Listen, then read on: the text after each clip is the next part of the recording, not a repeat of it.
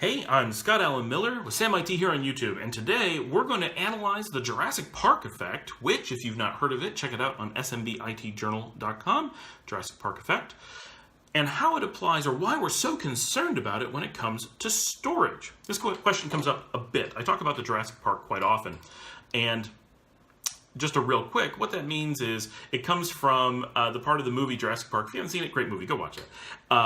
They talk about how in Jurassic Park, they built on the science of others, and they never stopped to ask if they should. They only stopped to ask if they could.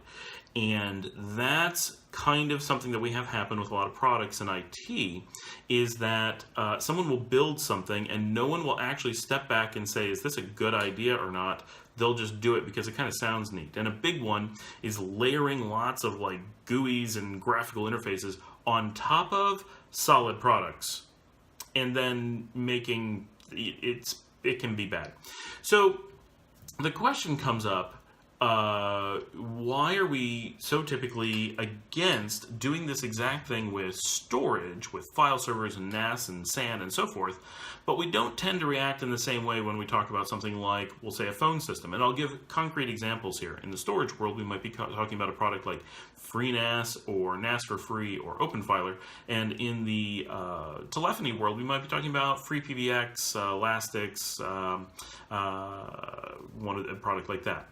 Fusion PBX, right? So that's an excellent question, and I'm glad that people bring it up because it's important to analyze these things. Key factors here are that the Jurassic Park effect does exist in both places, but it plays out very, very differently. And it's good to go watch my video on front-loaded engineering because that plays into the Jurassic Park effect dramatically. But when we're talking about these two types of systems, something we're talking about is stateless versus stateful systems. Or we could look at it as kind of critical to rebuild and critical to infrastructure and non-critical. Not that your phone systems aren't critical, but it's the way that they play out that matters.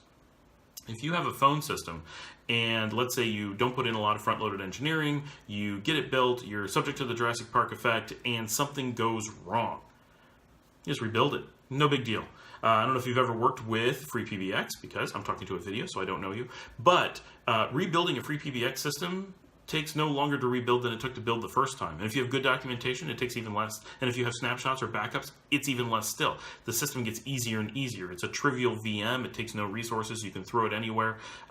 It simply doesn't matter in that way. It may be a very critical resource that you depend on, but your ability to protect it and restore it is more or less unlimited. There's no data stored on it that's super critical. You can argue that voicemails or something might be really important. They're really easy to back up, but even if you don't back them up, 99% of the time, the assumption is they're not very important. You can live without them.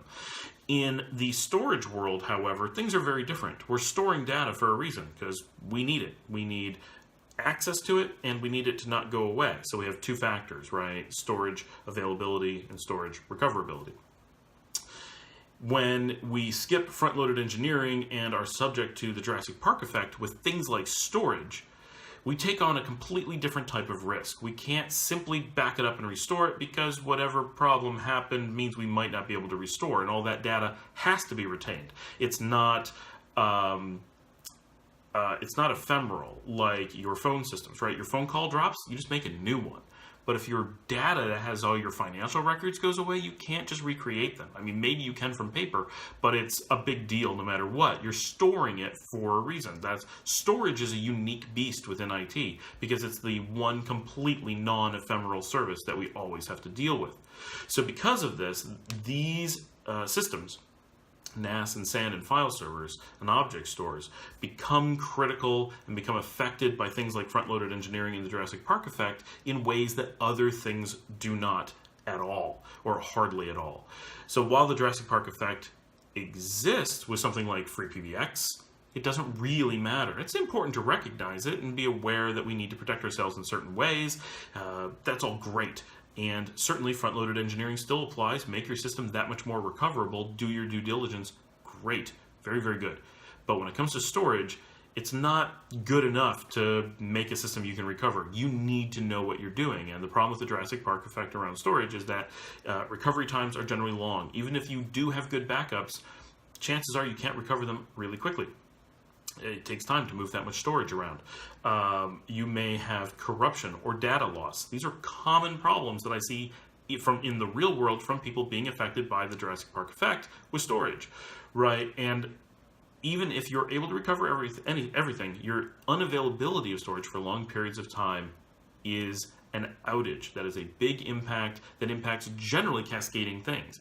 In some cases, it may only be file servers, so it may just be users' home directories that are missing, or it may just be an archive, and the impact might be low. But in most cases, that impact is probably going to be pretty high, and these days, dedicated storage systems are almost always tied to virtualization infrastructure, and that means that in those cases, if your storage is down, so is probably everything else, and it becomes a cascade of not only is your storage offline, but your virtualization is offline. Your virtualization is offline, your apps are offline. No one can do anything because of the Jurassic Park effect, or partially because of. So storage is a unique animal that we look at this in ways we don't with other things. We may look at the Jurassic Park effect with virtualization, for example, because it's kind of a medium tier, because the impact is so large if it goes down, but it's still a stateless system. It's nothing like storage. So as with many things in IT, storage is a unique beast. It simply has to be thought of that way, and that is why the Jurassic Park effect and front-loaded engineering apply in their level of importance to storage in ways that they do not apply as dramatically anywhere else in the field. Thanks for joining me. Remember to like and subscribe. I hope you're enjoying this series, and comment below about how you've been caught by the Jurassic Park effect, what you've done to get around it, and your experiences, or whatever. Discuss.